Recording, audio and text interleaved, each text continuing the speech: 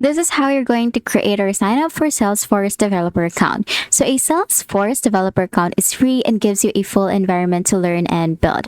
So first step is you're going to head over to the sign up page. You're going to head over to developer.salesforce.com/developer legacy/sign up. Now from here, you're just going to look for the sign up or get started for free button, but when you actually go to the exact sign up page, you don't have to do that. So you can skip that step if you do this or you enter this into your address bar. Now you're going to fill out the form for this one. So you will need to provide your name, your first name, last name, email, your role, company, country and region, your postal code as well, and your username. So for this one, I'm just going to try and then fill out all of these ones. I'm going to also enter my role right here. And then from your username, you can just invent anything that you want. It doesn't have to be legit.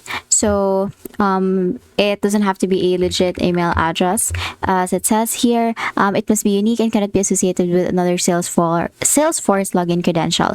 Now from here, you're going to click on agree to main services agreement, and then you're going to click on I'm not a robot. Now after that, you're going to just click on sign me up. Don't forget to also enter your company name. So for this one, I'm just going to enter my company name, and then after that, you're going to again click on sign me up.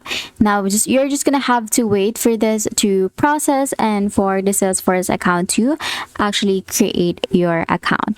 Now after this, the developer is going to email you a verification link. So what you're going to do is you're going to verify, and then you're just going to set your password. So again, click the link in your email that they will send to verify your account, and then set your password. So you now have to access to your free developer edition environment. So as you can see here, we just have to check our email verification account. You're going to have to click on verify from your Gmail, and then that's it. You have now signed up to a Salesforce developer account. If this video helped you, please don't forget to like the video and subscribe to the channel for more videos like this.